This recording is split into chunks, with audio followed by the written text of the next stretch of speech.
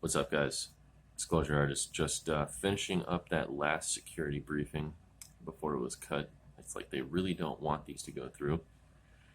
But basically, what I saw with that person was that they told me their experience was that they were having a dream that at the foot of their bed a portal was opening, and then they actually woke up and they were physically awake at this point and saw at the foot of their bed that there was in fact a portal or some sort of ovular opening at the end of their bed, and there was an entity coming through, and this girl had a tattoo of it on her arm, and that's how the whole subject came up.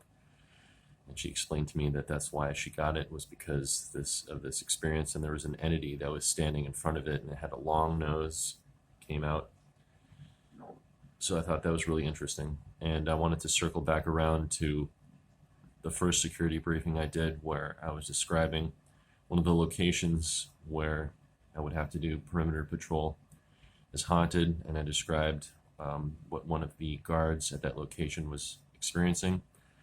And I understand now that I've seen the security footage. I've seen it on one of my work associates' cell phones that they took off of the security cam footage, and they were in the lobby dealing with a customer, and I saw product literally fly off the shelf right in front of them while they were dealing with somebody. Two different occasions, two different video surveillance footages.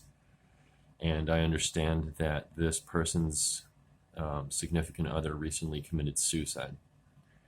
And after, my style of probing, I was able to understand that this is why perhaps these things are happening.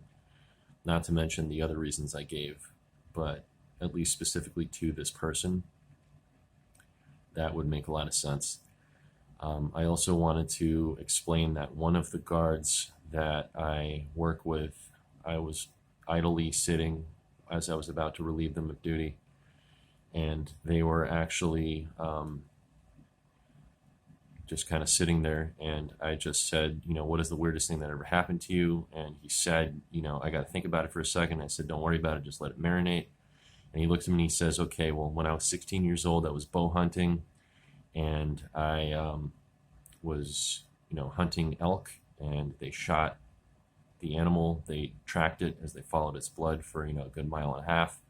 This is a good 1,500-pound animal, and they saw it go behind a tree. And he was right behind it, and he knows that he got it right in the leg, and when it came out the other side of the tree, it was just gone, and a bunny rabbit hopped out on the other side. And I remember Emery Smith saying that he saw something similar